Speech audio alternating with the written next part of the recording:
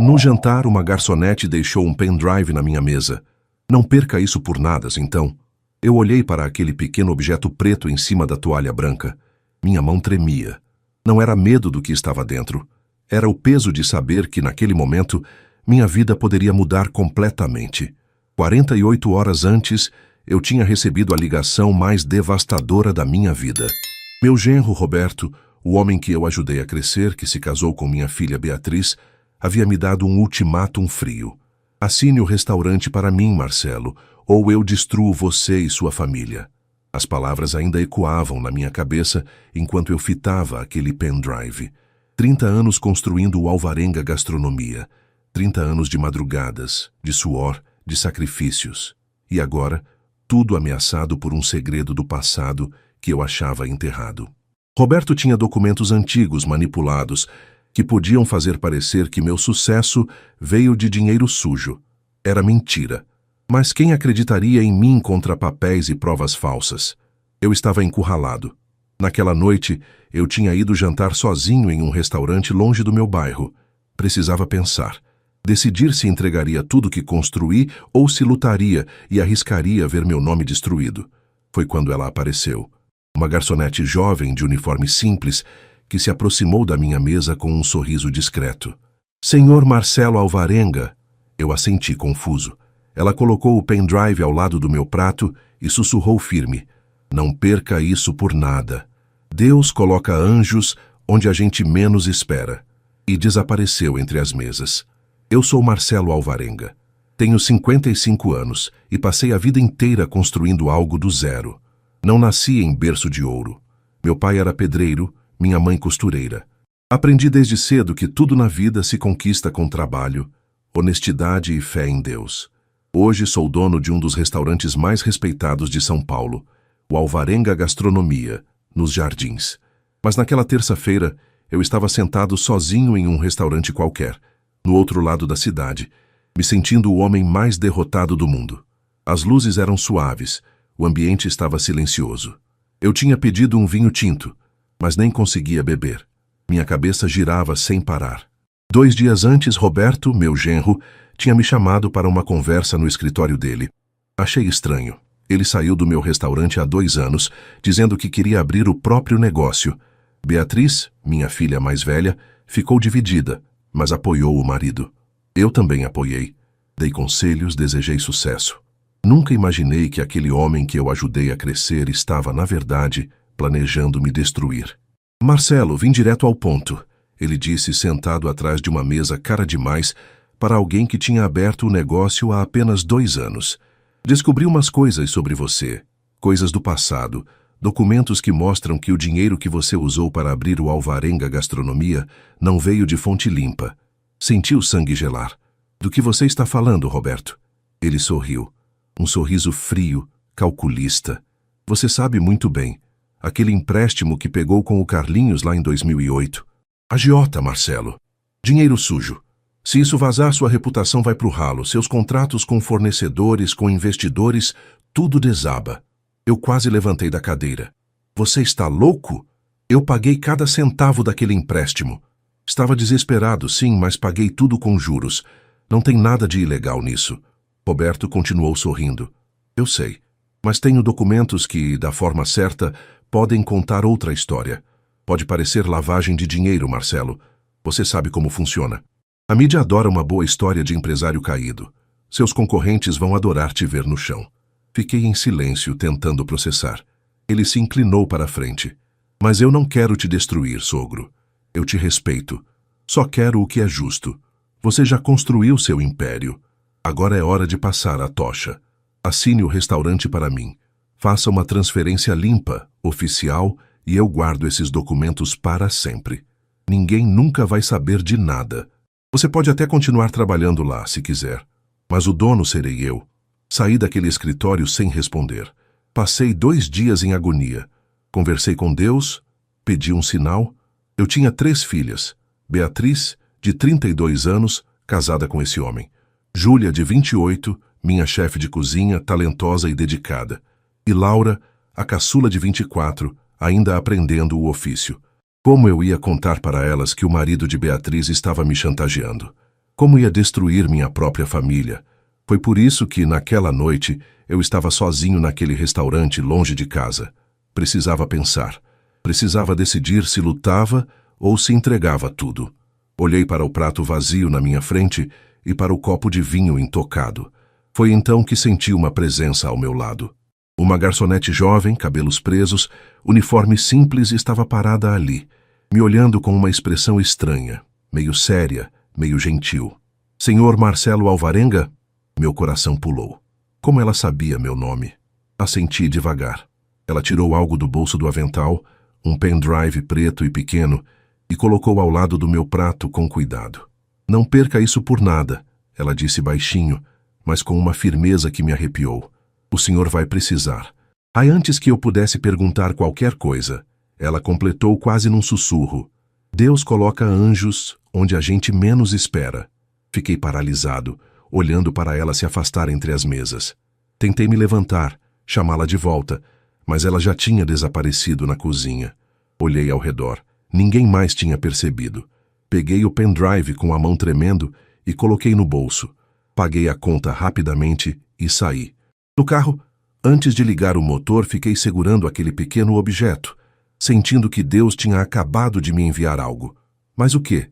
Se você está gostando dessa história, deixe nos comentários de onde você está assistindo e se inscreva no canal para não perder nada, porque o que vem a seguir vai mudar tudo. Cheguei em casa naquela noite e fui direto para o escritório. Minha casa era silenciosa, vazia demais, desde que Clara, minha esposa, faleceu de câncer há 8 anos. As meninas já tinham suas vidas. Beatriz casada, Júlia com seu apartamento perto do restaurante, Laura morando com amigas perto da faculdade. Eu vivia sozinho com as memórias e com o trabalho. Sentei na cadeira, acendi o abajur e coloquei o pendrive no notebook. Mas antes de abrir, parei. Fiquei olhando para a tela, respirando fundo, e minha mente voltou para o começo de tudo. Porque se eu ia entender o que estava naquele pendrive, precisava lembrar como cheguei até ali. Precisava lembrar de cada passo, cada sacrifício, cada escolha que me trouxe até o Alvarenga Gastronomia. Eu comecei do zero. Aos 18 anos, trabalhava como ajudante de cozinha em um restaurante pequeno na zona leste de São Paulo. Ganhava uma miséria, mas aprendi tudo. Como temperar, como respeitar os ingredientes, como servir com dignidade. Fui subindo devagar. Aos 25 já era cozinheiro. Aos 30, chefe de cozinha. Mas nunca me contentei em ser apenas funcionário. Eu tinha um sonho, um restaurante meu onde eu pudesse fazer as coisas do meu jeito, com qualidade, honestidade e amor. O problema era o dinheiro. Eu economizava cada centavo, mas nunca era o suficiente. Até que aos 35 anos, em 2005, encontrei um ponto comercial pequeno, mas com potencial perto da Avenida Paulista. O aluguel era alto, mas eu acreditei. Peguei todas as minhas economias, pedi um empréstimo no banco e abri o primeiro Alvarenga. Era simples, apenas 10 mesas, mas cada prato que saía dali tinha minha alma. Os primeiros anos foram de luta pura. Eu trabalhava 16 horas por dia. Acordava às 5 da manhã para ir ao mercado, escolher os melhores ingredientes e só voltava para casa depois da meia-noite, limpando tudo para o dia seguinte. Clara me ajudava com a administração. As meninas eram pequenas, viam o pai pouco, mas entendiam que eu estava construindo um futuro para elas. Mas em 2008 veio a crise. O movimento caiu brutalmente. As pessoas pararam de sair para jantar. Eu tinha contas, funcionários, aluguel. O banco não quis renovar meu empréstimo. Eu estava prestes a perder tudo. Foi quando Carlinhos, um conhecido da época que eu trabalhava na Zona Leste, me ofereceu um empréstimo. Ele não era banco, era agiota. Juros altos, mas foi a única opção que eu tinha. Peguei 50 mil reais, o suficiente para segurar o restaurante por 6 meses. E Deus abençoou. O movimento voltou aos poucos. Eu trabalhei como nunca para pagar cada parcela, cada juro. Em 2 anos estava tudo quitado. Carlinhos mesmo me disse: Marcelo, você é o primeiro que me paga certinho. Respeito você, cara. Eu nunca mais quis depender de ninguém daquele jeito. A partir dali, o restaurante só cresceu. Expandiu, mudou para os jardins, virou referência. 30 anos de trabalho honesto. 30 anos de suor e fé. Mas agora, Roberto estava usando aquele momento de desespero contra mim. Ele tinha conseguido documentos daquela época, provavelmente através de algum contato escuso, e estava manipulando tudo para parecer que meu sucesso veio de dinheiro sujo. Ele sabia que eu não tinha como provar a origem limpa de cada centavo depois de tanto tempo. Ele sabia que a mídia adoraria uma história de queda. Eu suspirei fundo e voltei a olhar para a tela do notebook. Movi o mouse e abri o pendrive. Tinha uma pasta com vários arquivos: vídeos, áudios, documentos escaneados. O primeiro arquivo se chamava Reunião Roberto 1503. Cliquei 2 vezes. A tela ficou preta por 1 segundo, e então apareceu a imagem de uma mesa de restaurante. Mas não era qualquer restaurante. Era o Del Fiore, um concorrente direto do meu.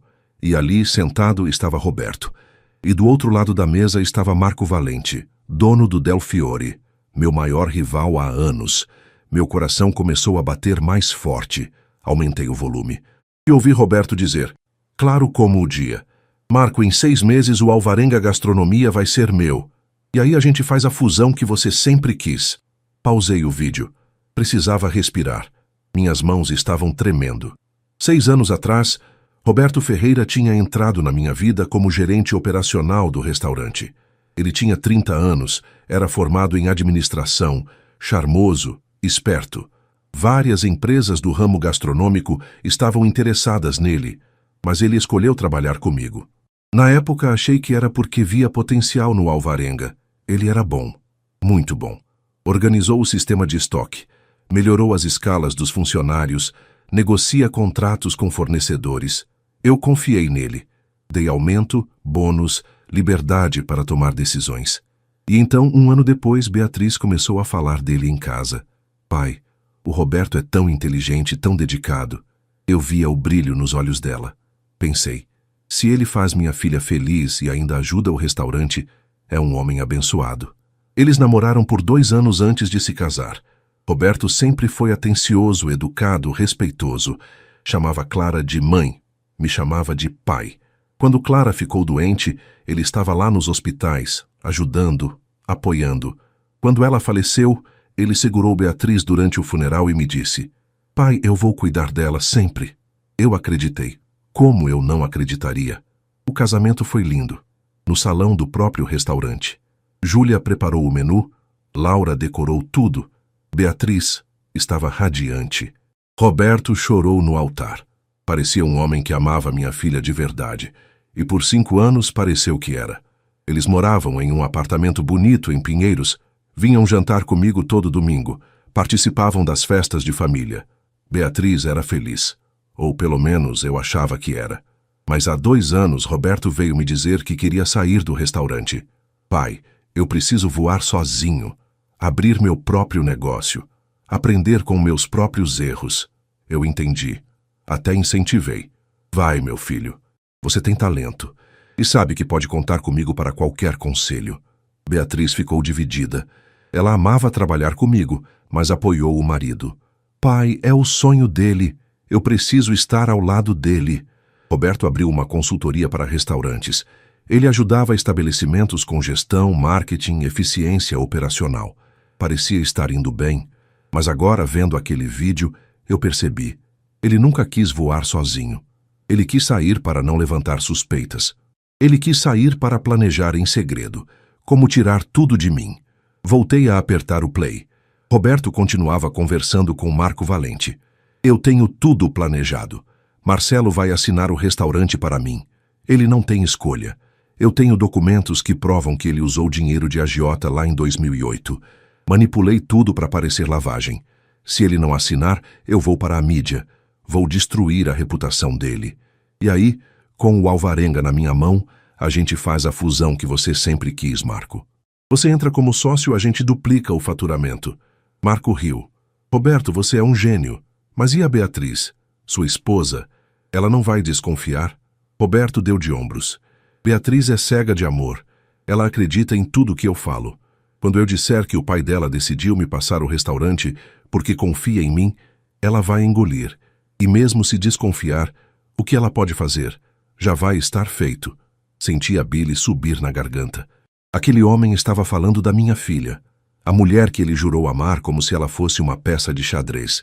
Ele estava disposto a destruir a mim, a ela, a tudo que nossa família construiu, só por ganância. E o pior, Beatriz não sabia de nada. Ela vivia uma mentira.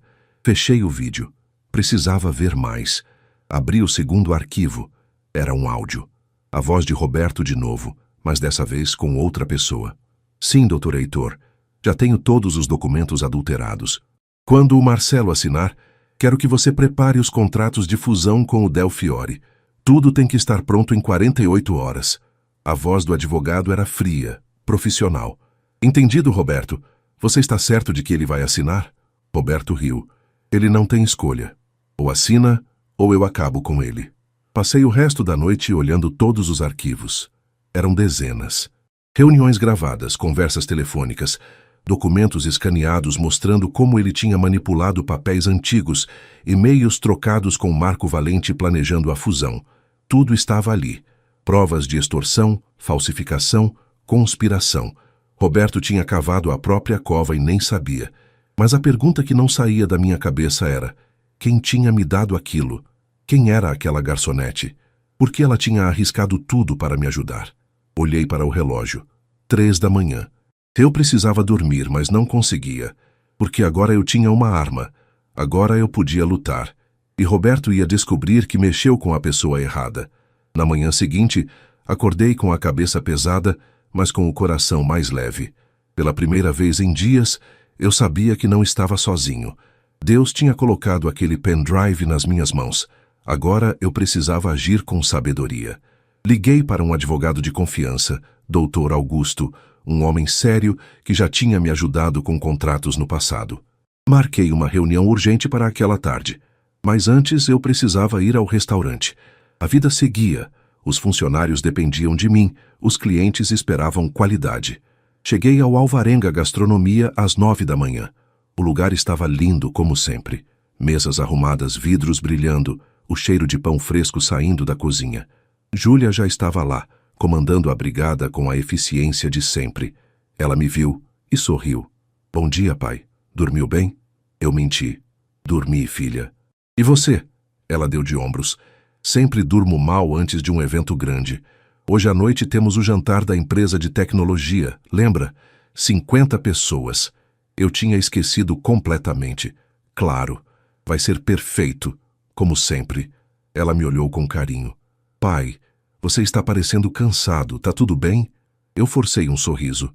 Tá sim, Júlia. Só muita coisa na cabeça. Laura chegou pouco depois, animada como sempre. Pai, bom dia. Olha, eu tive uma ideia para a sobremesa de hoje. Ela começou a falar empolgada sobre uma variação de torta de limão. Eu escutei, fingi prestar atenção, mas minha cabeça estava longe. Estava pensando em como proteger minhas filhas daquela bomba prestes a explodir. Às 11 da manhã, meu celular tocou. Era Beatriz. Oi, pai, tudo bem? Eu e o Roberto queríamos te convidar para jantar no domingo. Nada demais, só nós 3 mesmo. Faz tempo que a gente não conversa direito. Meu estômago se revirou. Roberto queria me ter perto para pressionar ainda mais, ou talvez para fingir normalidade, enquanto planejava o golpe final. Respirei fundo. Claro, Bia. Vou adorar. O dia passou devagar. À tarde, fui até o escritório do Dr. Augusto. Ele era um homem de 60 anos, cabelos grisalhos, óculos de grau, sempre sério. Fechou a porta assim que entrei e me ofereceu café. Marcelo, pelo tom da sua voz no telefone, imaginei que era grave. Me conta o que está acontecendo. Contei tudo. Mostrei o pendrive. Ele assistiu a alguns vídeos, ouviu os áudios, leu os documentos. A expressão dele mudou de séria para chocada. Marcelo, isso aqui é extorsão qualificada, falsificação de documentos, tentativa de apropriação indébita. Roberto pode pegar anos de prisão por isso. Eu assenti. Eu sei. Mas o que eu faço agora? Ele é meu genro, marido da minha filha. Se eu denunciar, destruo o casamento dela. Dr. Augusto tirou os óculos e esfregou os olhos. Você tem 2 opções. A primeira, denuncia agora antes que ele faça qualquer coisa. Com essas provas ele não tem como escapar. A segunda, você usa essas provas como proteção e confronta ele diretamente. Mostra que você sabe de tudo e dá a ele a chance de desistir. Eu fiquei em silêncio. E se ele não desistir? Então você vai à polícia. Mas Marcelo, deixa eu ser honesto com você. Se ele descobriu esses documentos antigos e conseguiu manipulá-los assim, ele não é amador. Ele é perigoso. E se você confrontar, ele pode acelerar o plano. Pode vazar essas mentiras antes que você tenha tempo de se defender. Eu balancei a cabeça. Então, o que você sugere? Sugiro que você deixe eu cuidar disso discretamente. Eu entro em contato com o advogado dele, esse tal de Dr. Heitor. Informo que temos provas de crime e que qualquer movimento contra você resultará em processo criminal imediato. Ao mesmo tempo, você se protege legalmente. Reforça a documentação do restaurante, garante que nada pode ser tomado de você. E então, você decide se quer perdoar ou punir. Saí de lá com um plano, mas com o coração apertado, porque eu sabia que não importava o que acontecesse, minha família ia sofrer. Beatriz ia descobrir que o homem que ela amava era um mentiroso, um golpista. Júlia e Laura iam ver a irmã sofrer. Tudo que eu construí, não só o restaurante, mas a união da minha família, estava prestes a rachar. Mas eu não podia deixar Roberto vencer. Não podia deixar ele destruir o legado de 30 anos de trabalho honesto. Naquela noite, sozinho em casa, me ajoelhei e orei como não orava há anos. Senhor, eu sei que o Senhor não me abandonou. Sei que aquela garçonete foi um anjo que o Senhor enviou. Agora eu peço sabedoria. Me mostre como proteger minhas filhas e fazer justiça sem destruir mais do que o necessário. Eu confio no Senhor. E enquanto orava, senti uma paz que não sentia há dias. Deus estava no controle. E Roberto ia descobrir que mexer com a família errada tem preço. Nos dias seguintes, Dr. Augusto trabalhou discretamente. Ele analisou cada arquivo do pendrive, cruzou informações, confirmou a autenticidade das gravações. Marcelo, isso aqui é ouro. Roberto se incriminou completamente. Ele não só planejou extorsão, como também conspiração com Marco Valente. Os dois podem responder por isso. Mas eu ainda tinha uma dúvida que não me deixava dormir. Quem era a garçonete? Como ela tinha conseguido aquelas informações? Voltei ao restaurante, onde ela me entregou o pendrive. Era um lugar médio, nem luxuoso nem simples, perto da Vila Madalena. Entrei e pedi para falar com o gerente. Um homem jovem de barba me atendeu educadamente. Senhor, em que posso ajudar? Estive aqui na terça-feira passada à noite. Uma garçonete me atendeu, cabelos presos, uniforme simples. Eu preciso falar com ela, é importante. O gerente franziu a testa. Terça à noite? Senhor, nós tivemos 3 garçonetes trabalhando naquela noite. O senhor lembra de mais alguma característica? Eu tentei me lembrar. Ela era jovem, uns 25, 26 anos, e me chamou pelo nome sem eu ter me apresentado. Ele pensou por um momento. Deve ser a Camila. Camila Santos. Ela começou aqui há 3 meses. É discreta, trabalha direitinho, mas não a vejo desde sexta-feira. Ela pediu uns dias de folga. Meu coração acelerou. Você tem o contato dela? Eu preciso muito falar com ela. Ele hesitou. Senhor, eu não posso dar informações pessoais dos funcionários assim. Eu tirei minha carteira. Por favor, não é nada que vá prejudicá-la. Pelo contrário, ela me ajudou. Eu só quero agradecer. Ele olhou ao redor, suspirou e anotou um número em um papel. Não me compromete, certo? Eu agradeci e saí. No carro, liguei para o número.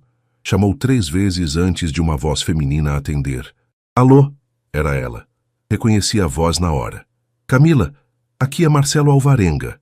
A gente precisa conversar. Houve um silêncio longo do outro lado. Então ela disse baixinho. Senhor Marcelo, eu estava esperando seu contato.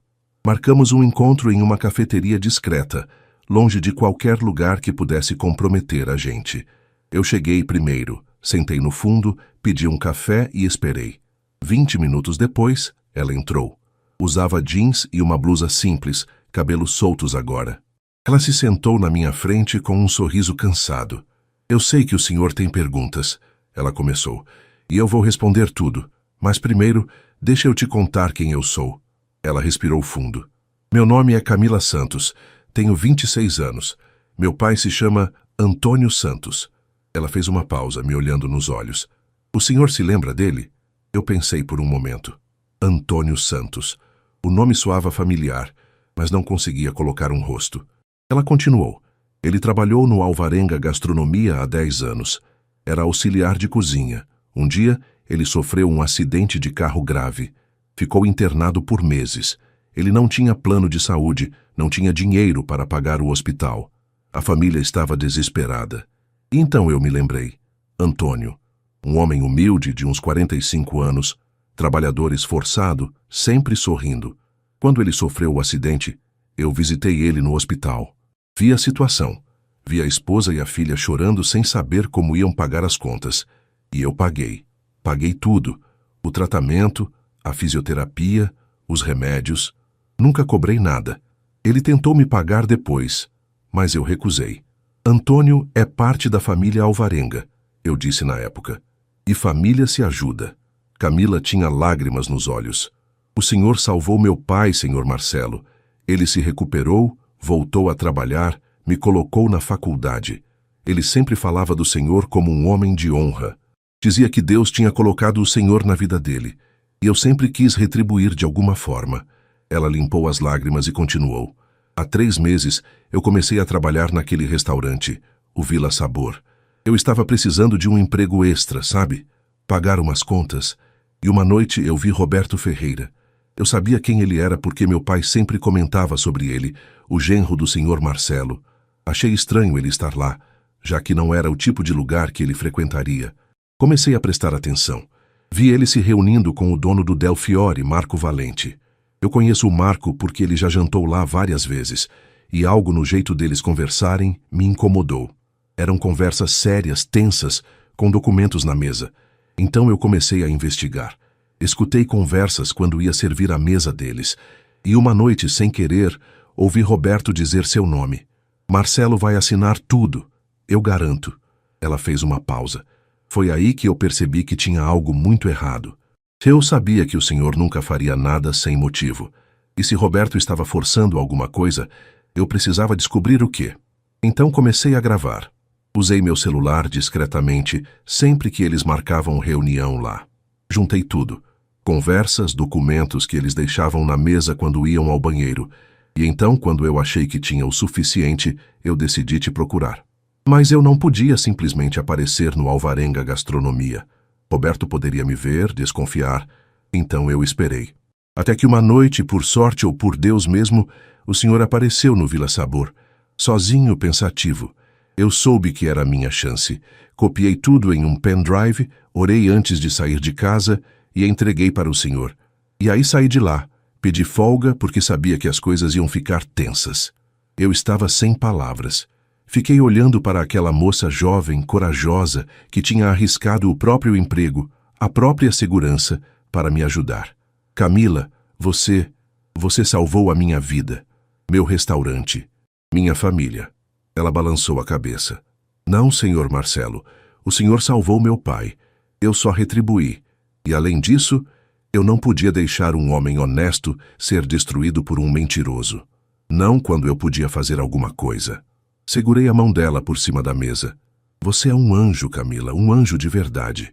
Ela sorriu, emocionada. Deus coloca a gente nos lugares certos na hora certa. Eu acredito nisso.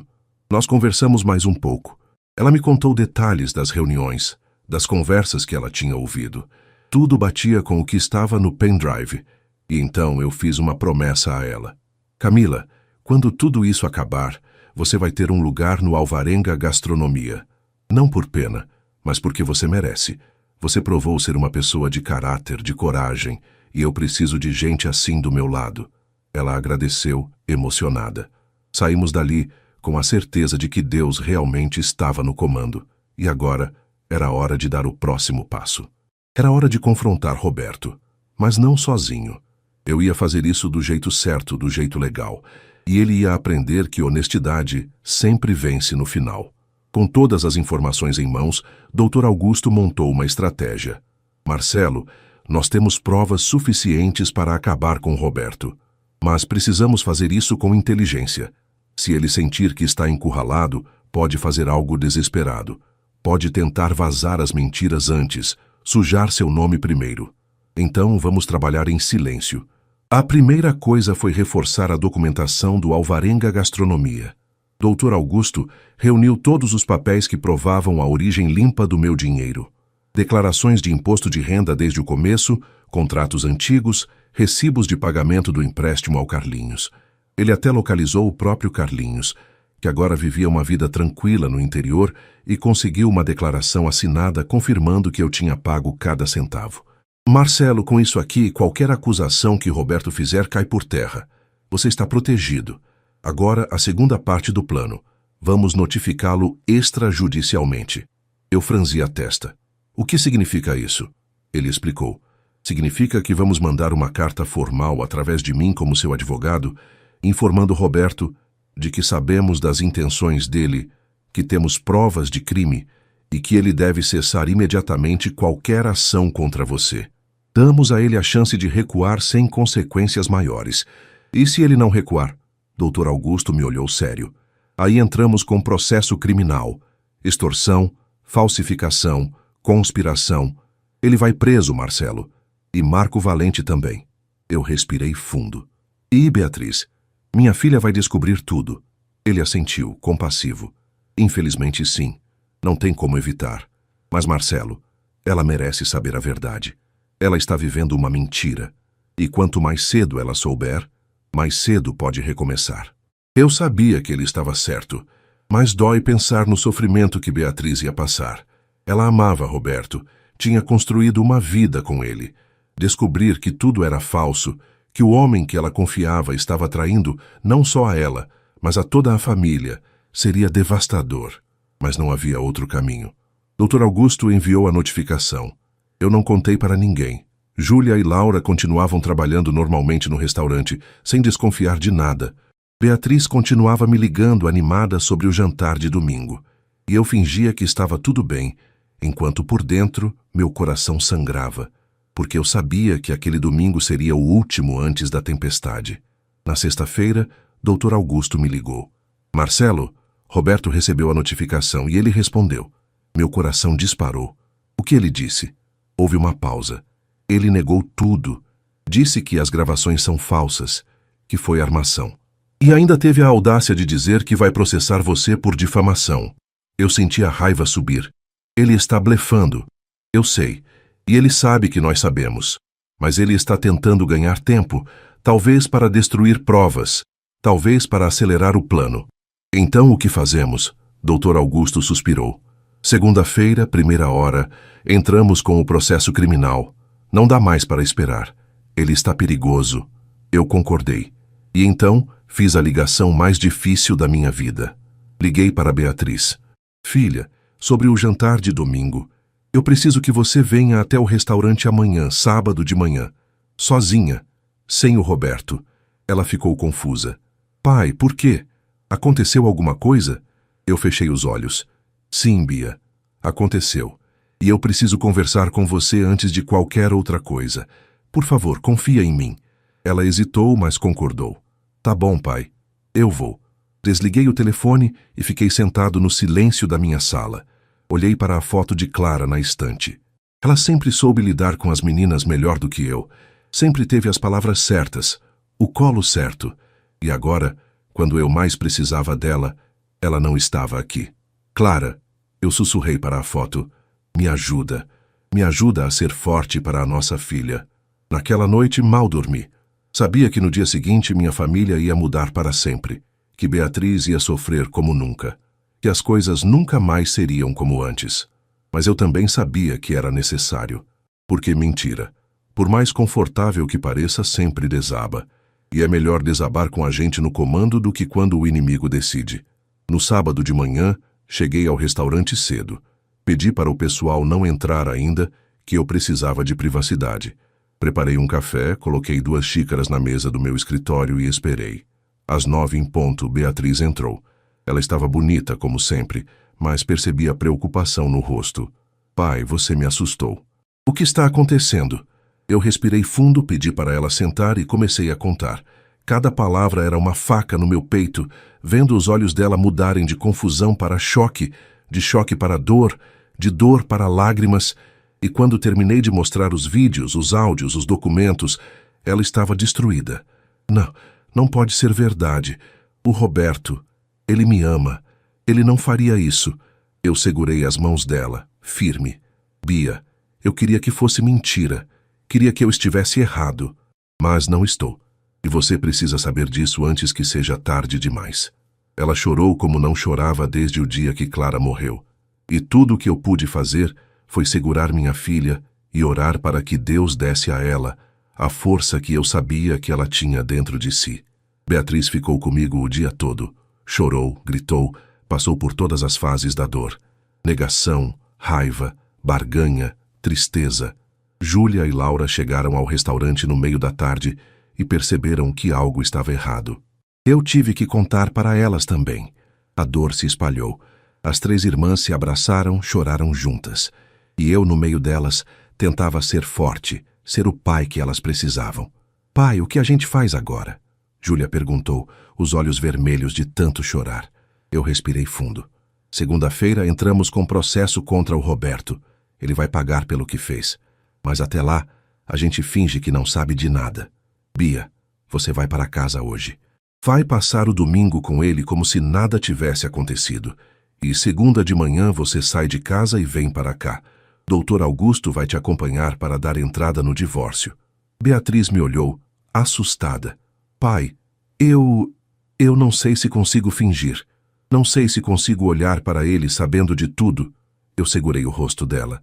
Você consegue, minha filha. Você é forte. Mais forte do que imagina. Sua mãe era forte assim. E você é filha dela. Ela assentiu, respirando fundo, limpando as lágrimas. Eu vou conseguir, por você, pela nossa família. Aquele domingo foi o mais tenso da minha vida. Beatriz me ligou de manhã. Pai, estou conseguindo. Ele não desconfia de nada, mas é horrível. Cada palavra que ele fala é uma mentira. Cada sorriso é falso. Eu pedi para ela ser forte só mais um pouco. Amanhã acaba, Bia. Amanhã a verdade vem à tona. Segunda-feira chegou. Beatriz saiu de casa cedo, dizendo para Roberto que ia se encontrar com as irmãs. Ela veio direto para o restaurante, onde eu, Dr. Augusto, Júlia e Laura estávamos esperando. Estou pronta, ela disse, a voz firme apesar dos olhos ainda inchados. Dr. Augusto assentiu. Então vamos. Às 9 da manhã, entramos com 2 processos. Um criminal contra Roberto Ferreira por extorsão, falsificação de documentos e conspiração. Outro, civil para divórcio de Beatriz. Ao mesmo tempo, Dr. Augusto enviou todas as provas para a delegacia especializada em crimes financeiros. A máquina da justiça começou a se mover. Às 10 da manhã, Roberto foi notificado. Ele estava em casa quando recebeu a intimação para depor. Ligou para Beatriz desesperado. Bia, o que está acontecendo? A polícia quer falar comigo. Algo sobre seu pai. Você sabe de alguma coisa? Beatriz, seguindo as instruções de Dr. Augusto, disse apenas: Eu sei de tudo, Roberto. E não tente me ligar de novo. Meu advogado vai entrar em contato. Roberto tentou ligar para mim. Bloqueei o número. Ele tentou ir ao restaurante. Os seguranças não deixaram. Ele estava desesperado, percebendo que o castelo de mentiras estava desabando. Marco Valente também foi notificado. A notícia começou a se espalhar no mercado gastronômico. Genro de Marcelo Alvarenga sob investigação por extorsão. Na terça-feira, Roberto foi chamado para depor. Ele tentou negar tudo, mas as provas eram irrefutáveis. As gravações, os áudios, os documentos, tudo estava lá. Seu advogado, o tal doutor Heitor, tentou argumentar que as gravações eram ilegais, mas Camila tinha agido como cidadã comum documentando crime em ambiente público. Era totalmente legal. Roberto foi indiciado. As notícias chegaram aos jornais. Empresário do ramo gastronômico acusado de tentar extorquir sogro. A reputação dele despencou. Clientes da consultoria dele cancelaram contratos. Fornecedores cortaram relações. Marco Valente, tentando se salvar, rompeu qualquer vínculo com Roberto publicamente. E Beatriz, minha filha forte e corajosa, seguiu em frente. Ela se mudou de volta para casa comigo temporariamente. Chorava à noite, mas durante o dia trabalhava no restaurante, ajudando, se mantendo ocupada. Júlia e Laura estavam sempre ao lado dela, e eu fazia o possível para ser o pai que elas precisavam. Mas eu sabia que, apesar da justiça estar sendo feita, a dor ainda ia demorar para passar. Porque traição dói. Traição de alguém que você amou, em quem confiou, dói de um jeito que parece que nunca vai sarar. Mas eu também sabia que Deus cura, e que com o tempo minha filha ia se recuperar. 3 semanas depois, o processo estava avançando rápido. Roberto tentou fazer um acordo, oferecendo-se retratar publicamente em troca de redução de pena. Mas Dr. Augusto foi firme. Nada de acordos. Ele tentou destruir uma família inteira.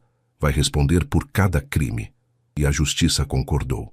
Um dia, no meio de toda essa loucura, Camila apareceu no restaurante.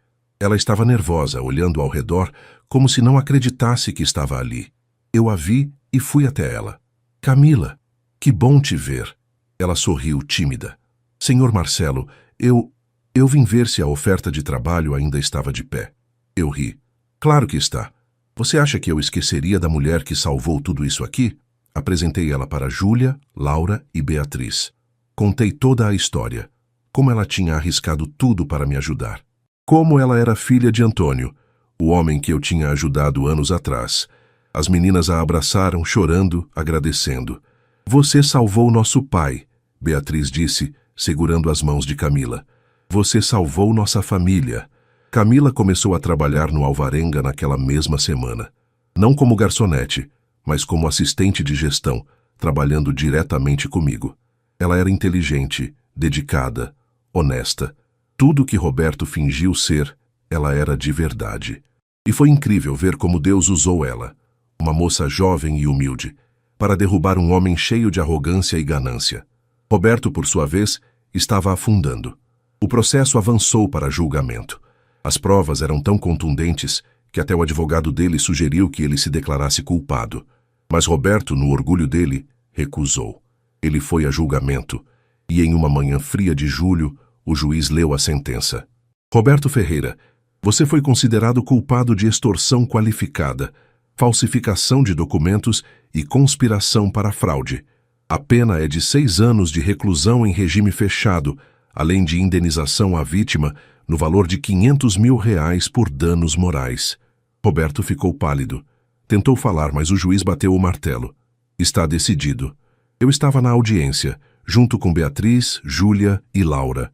Quando a sentença foi lida, senti um misto de alívio e tristeza. Alívio porque justiça foi feita. Tristeza porque, no fundo, eu tinha a esperança de que Roberto se arrependesse, que reconhecesse o erro, que pedisse perdão. Mas ele foi até o fim na mentira. E agora ia pagar o preço. Beatriz, ao meu lado, não chorou. Ela ficou séria, olhando para o homem que um dia amou sendo levado algemado. Quando saímos do tribunal, ela respirou fundo. Acabou, pai. Finalmente acabou.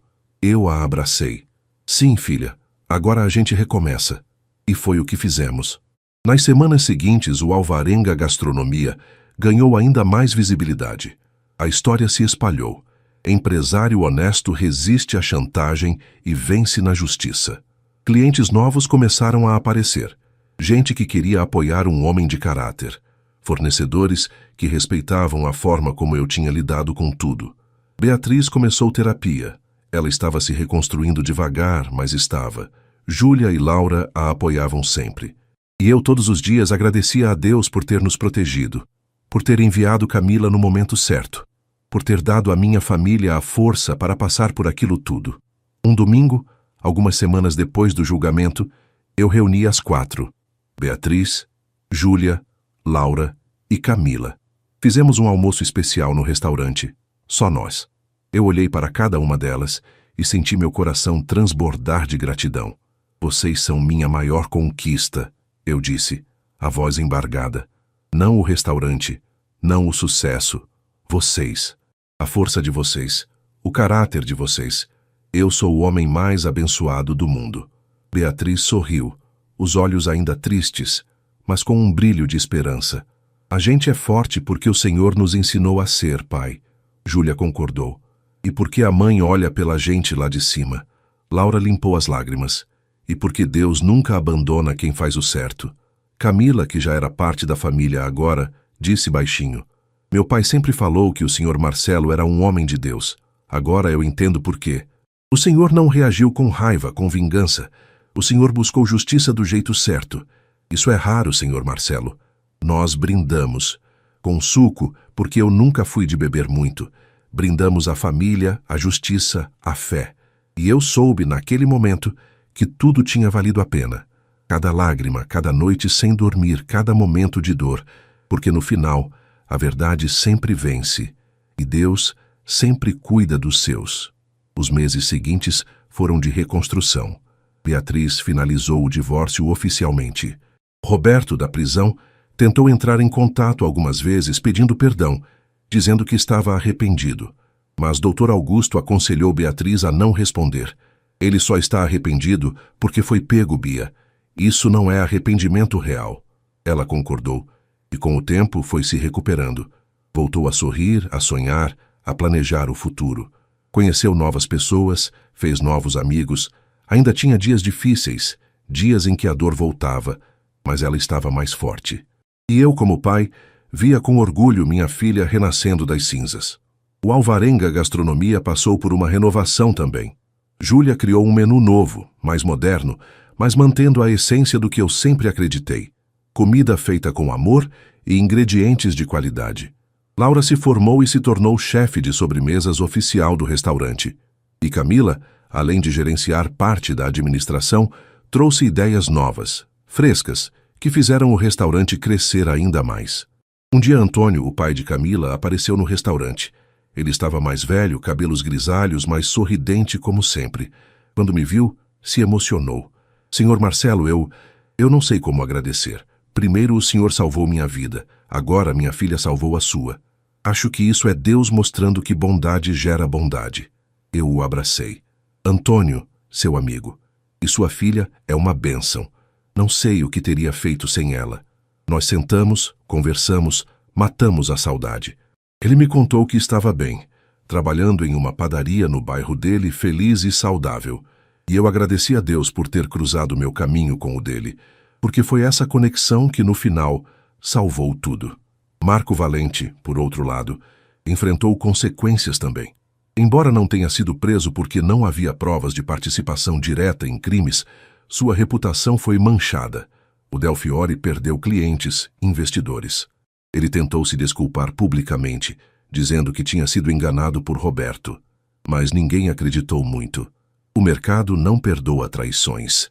E quanto a mim, eu aprendi lições que vou levar para sempre. Aprendi que sucesso não é só sobre dinheiro ou reconhecimento. É sobre caráter, sobre como você trata as pessoas, sobre honestidade mesmo quando é difícil. Aprendi que família é tudo, mas que família não é só sangue, é quem está ao seu lado nos momentos difíceis. Camila era família agora, tanto quanto minhas filhas. Aprendi que Deus trabalha de formas misteriosas. Ele usou uma garçonete desconhecida em uma noite qualquer para me salvar. Ele transformou dor em força, traição em união, e me mostrou que, não importa o quão escura a noite pareça, o amanhecer sempre vem. Um ano depois de tudo ter começado, fiz uma festa no restaurante. Convidei amigos, funcionários, clientes fiéis. E no meio da festa, chamei Camila para o palco.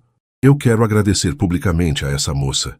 Camila, você não só me salvou, você salvou toda a minha família. E por isso, eu quero te fazer sócia do Alvarenga Gastronomia. Não é caridade, é merecimento.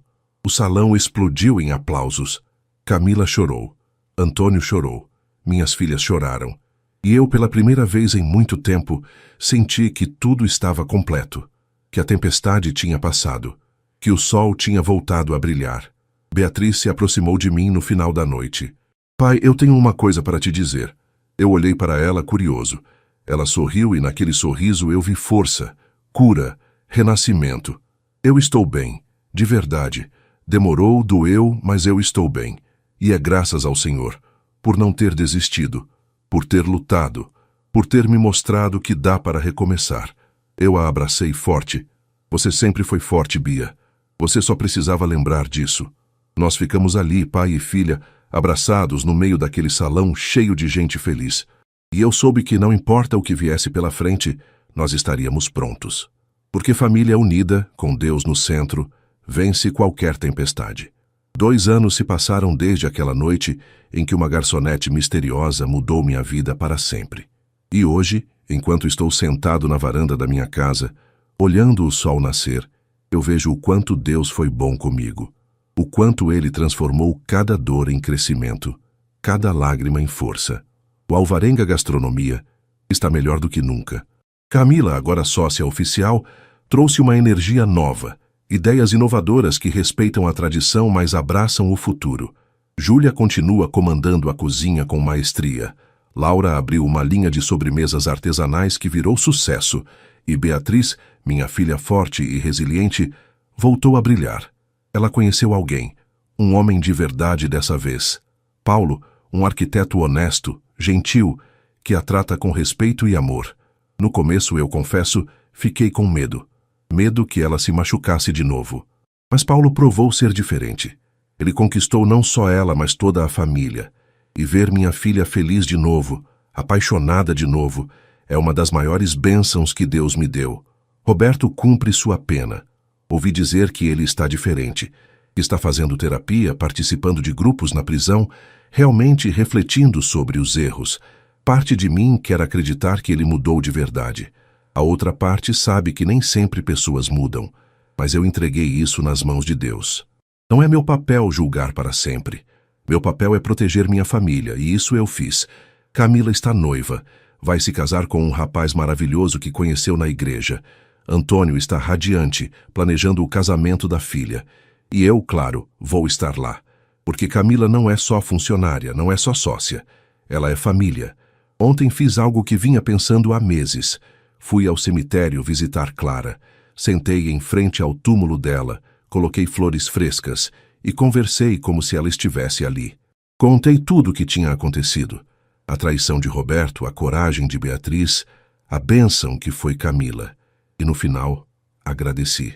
Clara, você sempre foi a forte da família. E eu sei que você está cuidando da gente lá de cima. Foi você que pediu para Deus enviar aquele anjo, não foi? Eu sorri, sentindo o vento suave no rosto. As meninas estão bem.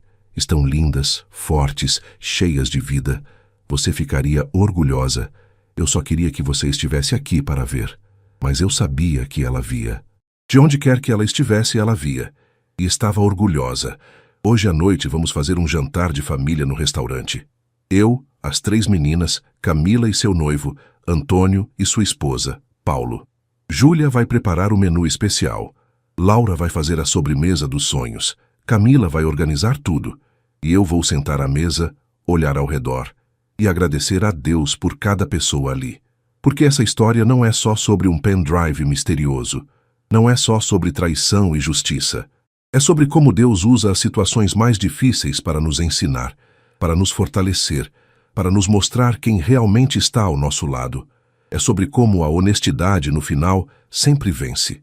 É sobre como família, de verdade, é quem está com você nas tempestades. E é sobre como, às vezes, Deus envia anjos disfarçados de garçonetes em restaurantes, longe de casa. Anjos que sussurram, não perca isso por nada. Deus coloca anjos onde a gente menos espera. Eu não perdi, eu guardei, eu lutei. E eu venci. Meu nome é Marcelo Alvarenga. Tenho 57 anos e posso dizer com o coração cheio de gratidão, Deus é fiel, sempre foi, sempre será. E para você que está me ouvindo agora, onde quer que esteja, passando por tempestades, enfrentando traições, sentindo que vai desabar, não desista. Busque a Deus, faça o certo e confie, porque no tempo dele, do jeito dele, a vitória vem. E quando vier, você vai olhar para trás e entender que cada dor tinha um propósito. Família é tudo. Honestidade vale a pena. E Deus nunca abandona quem o busca. Que essa história inspire você a nunca desistir, a sempre fazer o certo e a confiar que, no final, o bem sempre vence. Deus abençoe você e sua família. Amém.